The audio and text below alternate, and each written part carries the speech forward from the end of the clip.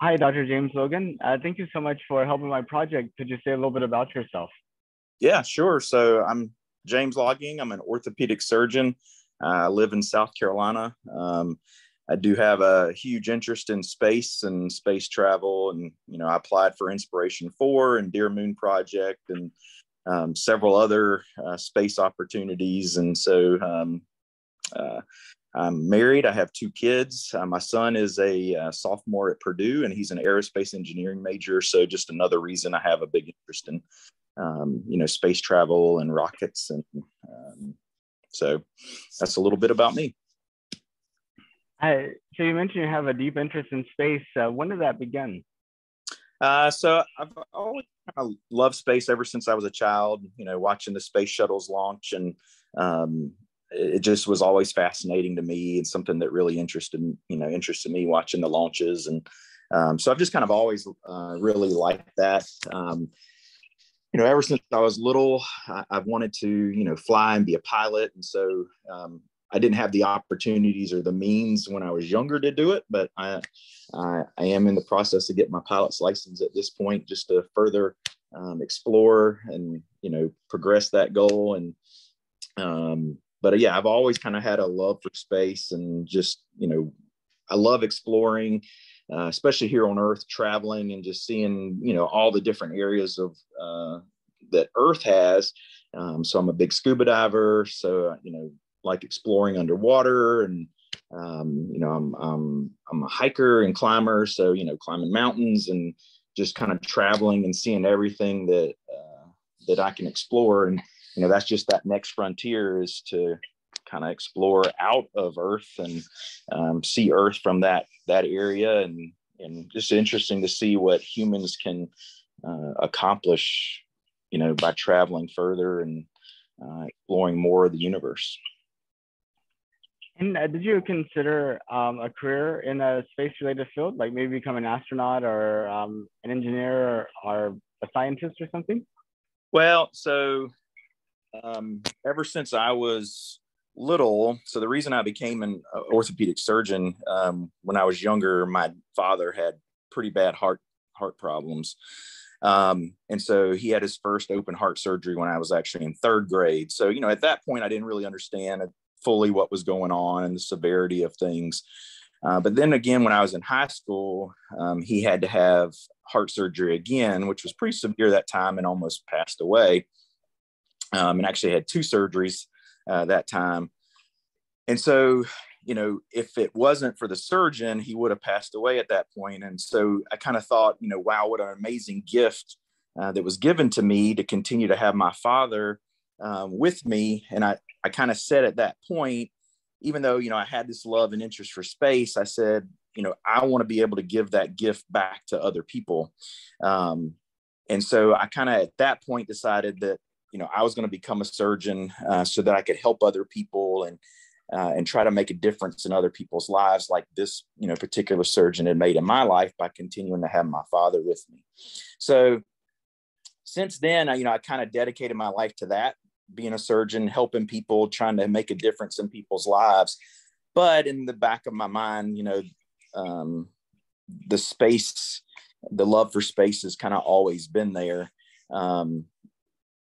So I feel like I'm called and I'm dedicated to that profession. But then still part of me is being pulled in that direction too. So, I mean, I've contemplated, and I probably will in the next applicant pool, applying to NASA, just one for the experience of applying, to NASA to be an astronaut. But if I were to get selected, then I'd have to seriously think about what I really would want to do there, because I do help a lot of people every day, and I think that's important.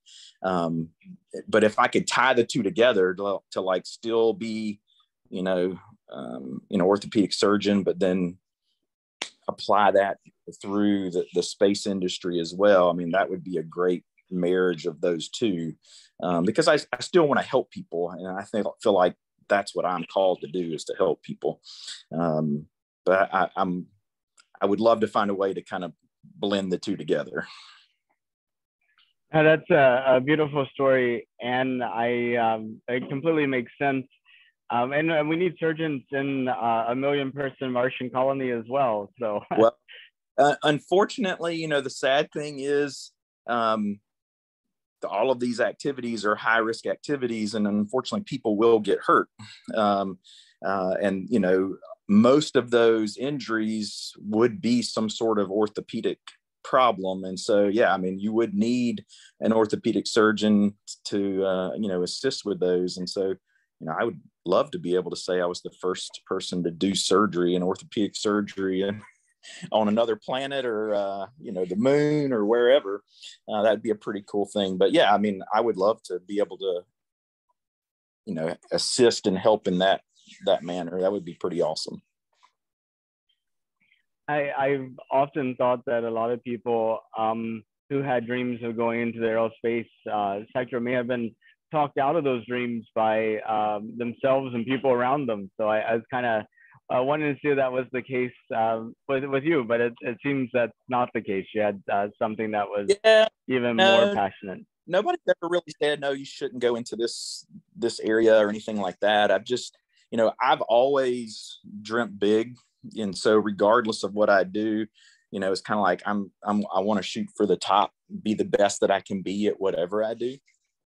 And so, you know, there were a lot of things in healthcare that I could have done. But I was like, you know, the surgeon is the guy that makes the difference, and that's what I want to be. And so, you know, I just having that, how that touched me back then when I was in high school and younger, you know, I just kind of dedicated my life to that's what I was going to do, is I'm going to help people and I'm going to make a difference in people's lives. You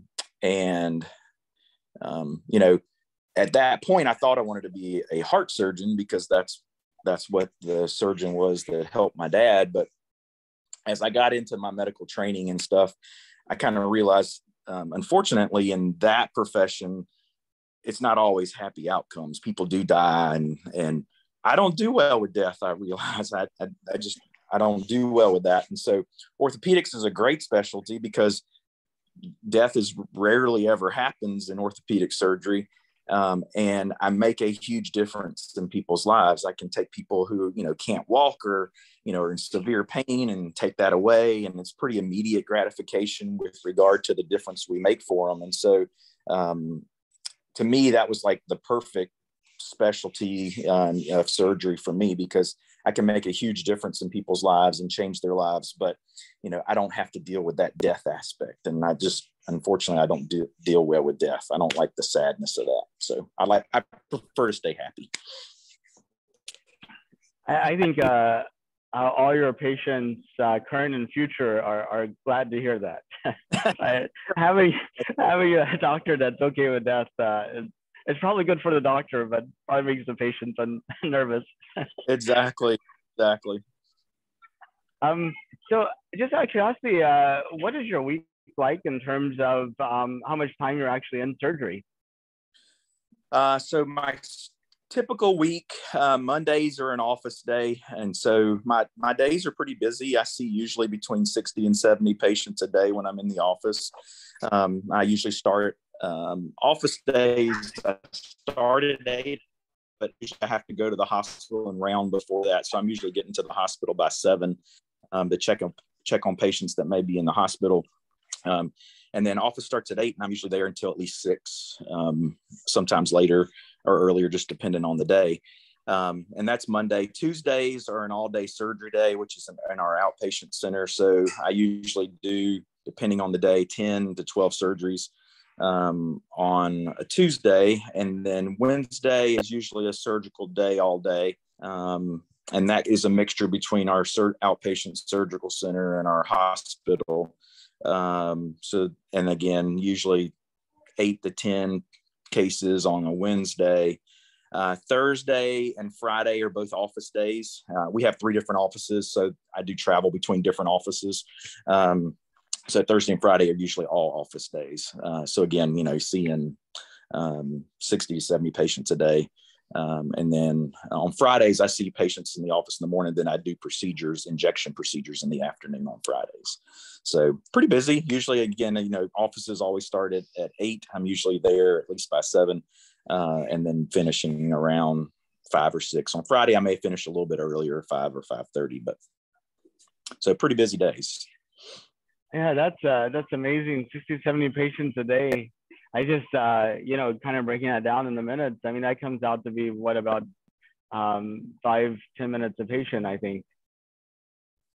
Yeah. And, so I do get behind sometimes, unfortunately, but, so some patients, like if they're here, I say I did a hip replacement on them and they come back in and they're like, yeah, I'm doing great, not having any problems. Got any questions? No. I mean, those visits can be pretty quick because they don't have any problems and they're doing good and they're just there for their follow-up. We check their x-ray, but other ones can take a lot longer. So if it's a new patient that's got a complicated problem and I don't rush people, which is what gets me behind to some degree. I try to give everybody their time and make sure that they feel heard with what their problem is. And so, yeah, every patient scheduled for the same block of time. And unfortunately, the way to accommodate that many, you have to overbook slots. So I may have 3 patients at one time. And that's just how they do it to fill the schedule. But, some are quicker. And so I may, be able to get in and out a little bit quicker than the few minutes, and some may take a little bit longer. So I just, give everybody the time they need and make sure they feel like they're heard and their problems are addressed. But yeah, some visits can be pretty quick, but it doesn't leave a lot of time, for every patient. Not every patient, unfortunately, would come in and have like 15 minutes to sit and discuss, unfortunately. So. Yeah, and it makes sense that patients come prepared with their questions ahead of time, and maybe even submit them ahead of time. It's just like they could even be dealt with over email or something. That's right.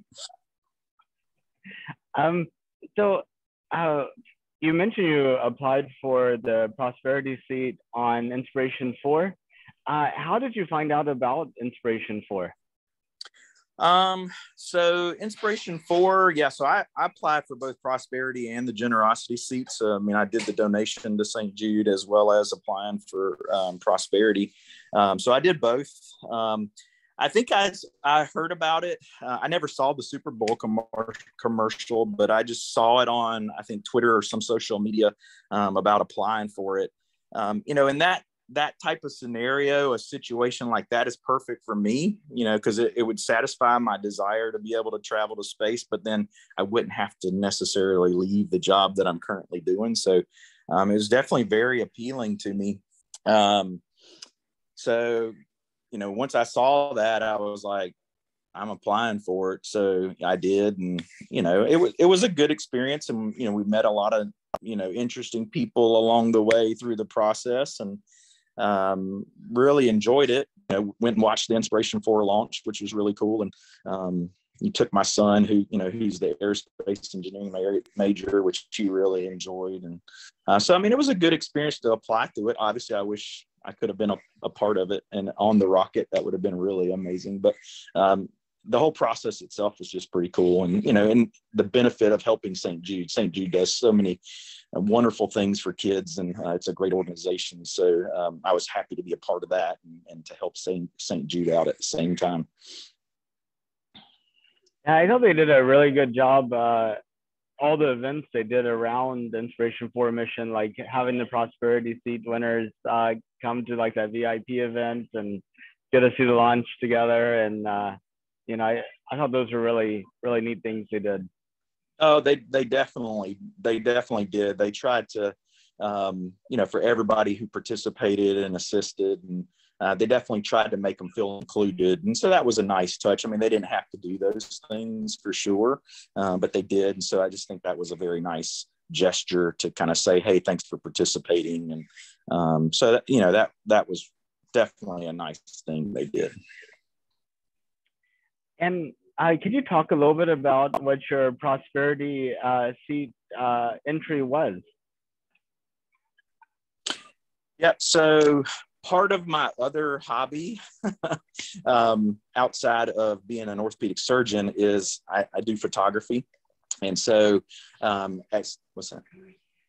As I travel, different places and things that I see, I just like to go and take pictures of all these places and underwater. So scuba diving, that's kind of where it started, is when I would scuba dive. I just like to take pictures of, all the turtles and animals and things that we see. And but then, landscape, and I do a lot of astrophotography, the Milky Way and stars and everything like that. And so there was one point a couple years ago that after I had taken a bunch of these pictures, people in my office were like, man, these pictures are amazing. You should really print them and hang them on the walls or something like that. So, we built a new office about 3 years ago. And so the office is actually almost like my own little personal art gallery. And so I printed all these prints, on metal, and they're pretty sizable, and just hung them all throughout the office. I mean, I think I have 30 different, prints that I hung in the office. And then patients are like, oh my gosh, your pictures are amazing. And can you buy them or whatever? And so my Prosperity Seed Entry, basically I created, the website through Shift for Shop for my photography. And, I hadn't really done that until that point, but it just gave me the opportunity to kind of put that out there. And I'm not so much on, because, I have a good job. I'm not so much on making money on the prints as I am just sharing with people the beauty the world has to offer. Because, I think there so many times people get caught up in everything in life, and they get stressed out about things. And, the last couple of years have been pretty stressful for so many people with everything going on. And it's like, it's easy to lose sight of just how amazing Earth is, and the beauties that are out there. And so my main goal of the photography and the website is not necessarily to sell the prints, but just show people, hey, this is the beauty that's out there in the world. Get out there and enjoy it and love it and explore it. And I think there can be a lot of happiness for people if they saw those things, and they can get out there and maybe be inspired to say, yeah, I want to get out there and see those things too.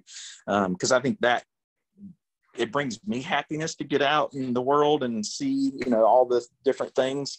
And maybe if I can help inspire other people through that to do the same. That's kind of my goal of the photography and the website, not necessarily to sell prints, but just to inspire others to enjoy Earth. Yeah, I was talking to somebody the other day, and they were pointing out that people don't look up anymore. Used to, before we had phones and TVs and computers, it was very common for people to go and sit outside and just look at the stars, or lay down on top of a roof and look up. I mean, and wonder what was there. But now that doesn't happen as much. That's right. So when did you find out that NASA's planning to send people to the moon in 2024? So I've learned about their Artemis mission. I can't remember exactly when I learned about that. And then, but I think it's great. I mean, the moon, one, we hadn't been there in forever, but then two, and I'm sorry, I'm going to transition to the car. I'm just going to ride here for a little bit, but we can continue to talk, obviously. The moon is just kind of that next step. We've been there once before, but we haven't been back. I think, as a society, as for space travel, as we continue to grow, I mean, we need to go back there. But the moon is just the perfect setup for us to train and see what it's like. Okay, hey, how do we land on another planet or object, and set up a station, or a society, or how can we sustain life on another area besides Earth? And so I think it's just, we need to go back, and especially, I'm a believer in Elon Musk's philosophy of, being an interplanetary species. The problem with Earth is beautiful and it's great, but we do have limited real estate, and the population continues to grow and grow and grow. I mean, at some point you run out of room, and there's problems that would come with that. And so by continuing to spread, if something happened here on Earth, it does allow the human race to continue to exist, but it allows for continued growth that at some point would become a problem here on Earth if there's continued population growth, and which is what happens. I mean, is happening is there's just continued population growth. So I think expanding to other planets and and further developing those technologies and of space travel, and how can we get faster and make it to these areas faster. I think that will only continue to get better. And just, it's amazing to think, I don't know when my last day here on Earth will be. But I wish and I hope, like, I can see 400 years into the future at some point, and I can see, like, wow, what can humans really accomplish as we continue to move forward? And that'd be a pretty amazing thing to witness and see, like, where could we be, and like how many planets could we be on, and what can our space travel be like, and how fast it can be. And I think there's just a lot of endless possibilities, which is pretty amazing, I think. It is. And, just the raw curiosity of what's out there and what it'd be like to experience it. I mean, whenever you consider how small Earth is compared to the solar system, the galaxy, it's just, just looking at that comparison. I mean, it's like having a huge mansion and only staying in the bathroom. That's exactly right. That's exactly right. Well, and people probably can't even grasp the vastness of space. I mean, I can't, and we don't even really understand the how big it is. We can only see so far, but it'd be pretty amazing to be able to get out there and just go further and further and explore. And I would love to set foot on the moon. I would love to set foot on Mars and just at least see that. Now, I don't know that I would want to stay there permanently, but I would love to experience it. I mean, one day, I mean, one way or another, my goal is to at least see Earth from space. So, I'm trying to take every action and opportunity that I can to accomplish that. But whether I have to be like William Shatner at 90 years old, and you're never too old, I guess. Plus, regeneration technology, I think, is something just around the corner. I mean, well, you might be 90 and feel like you're 30. That would be awesome. I hope that's the case. That's for sure. That's awesome. Do you see anything in the medical field that gives you confidence that might be around the corner? I think, well, unfortunately, I think that technology is still a little bit of ways. If it happens, I don't see that happening probably in my lifetime, but I think it's definitely a possibility. We're doing a lot of stem cell treatments for people, just with regard to arthritis. I mean, that's promising technology, but I think it's going to take something a little bit more than what we currently have for sure. So it's probably a little ways off, but we can hope and that it'll continue to advance. Yeah, because I'd love to be 90 and feel like I'm 30. That'd be awesome.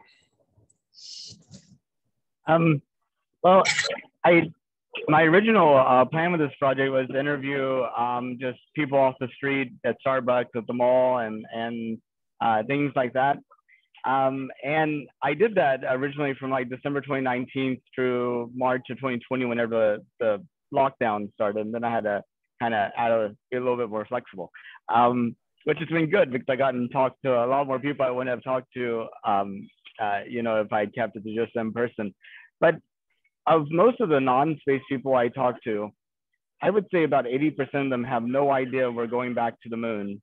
And I was just curious, and if you've had similar observations, or if that's kind of different.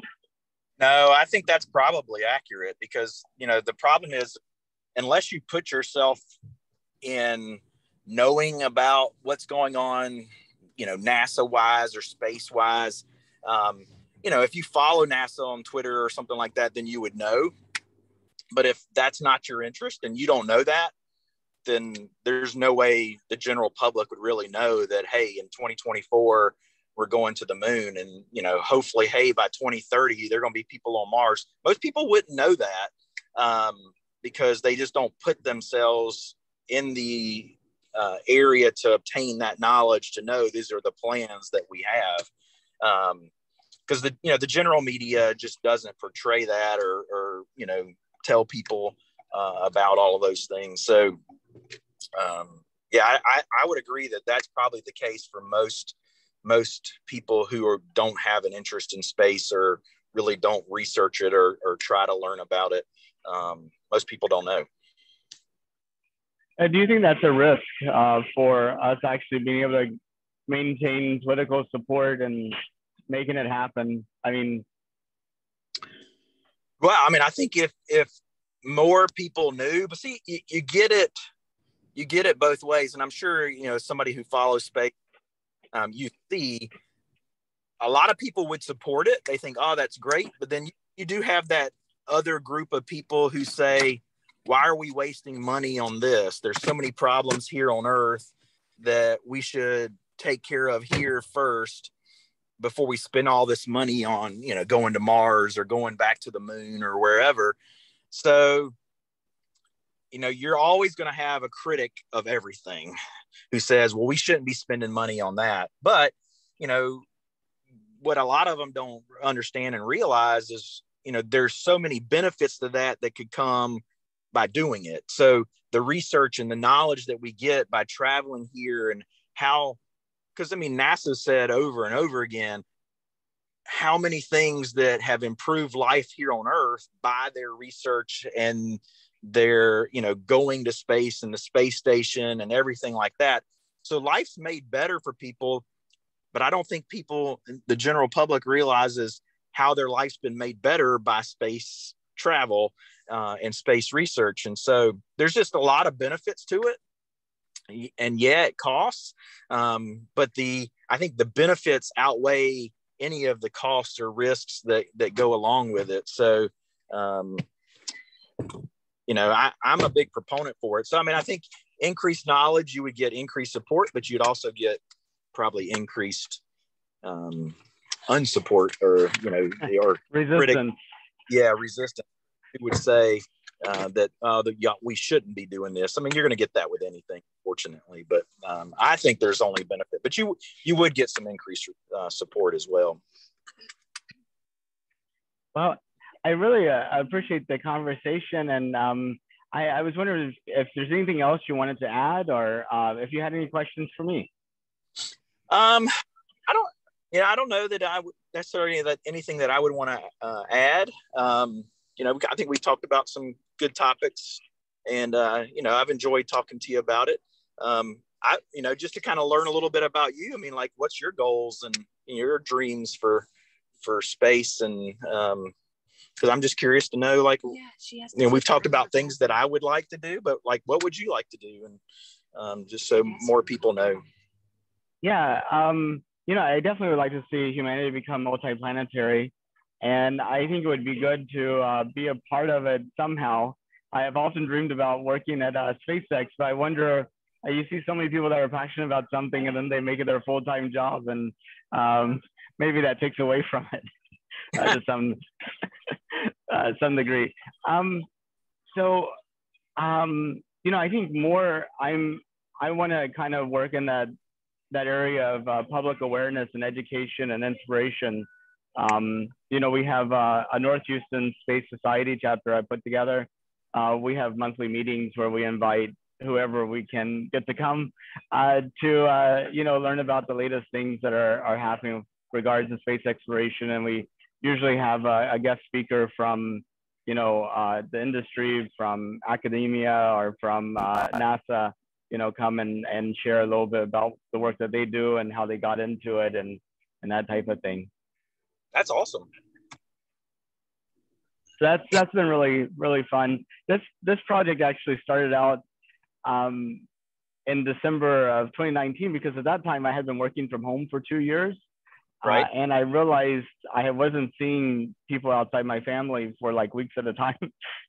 So I thought it kind of pushed me to actually go talk to people in person every day. So that, I think that's great. I mean, I admire your project, and you know, to get different perspectives and just kind of talk to different people. So I mean, I think it's awesome. So I encourage you to keep it up, you know, keep inspiring people, helping people understand, like, you know, where we are with space travel, and I think you're doing a great job. it's definitely been fun, and lots of great conversations. And, you know, even talking to like the random person on the street who's against space, you know, whenever you start talking to them about it, they have a lot of good observations and like a lot of good ideas. I think a lot of challenges with society is we're not asking ourselves the right questions. It's all very, you know, what's your phone bill? You know, what's your phone company going to be? Who are you going to vote for? You know, we don't ask them. You know, people aren't getting asked about those questions of what do you see as the ultimate future of humanity, and what's your contribution going to be to that? And when you start talking about those questions, they actually have really interesting and positive things to say. Right. Yeah. Which is great to know. Well, thank you again so much, and I hope you have a good rest of your day. And yeah. I look forward to seeing you in space. Yeah, I hope so too. So maybe we can talk again if I get there. So that would be fantastic. Yes. All right. Well, you take care. Great to talk to you. If you need anything else, just let me know. Okay. You bet. Okay. Bye-bye. Have a good. Bye-bye.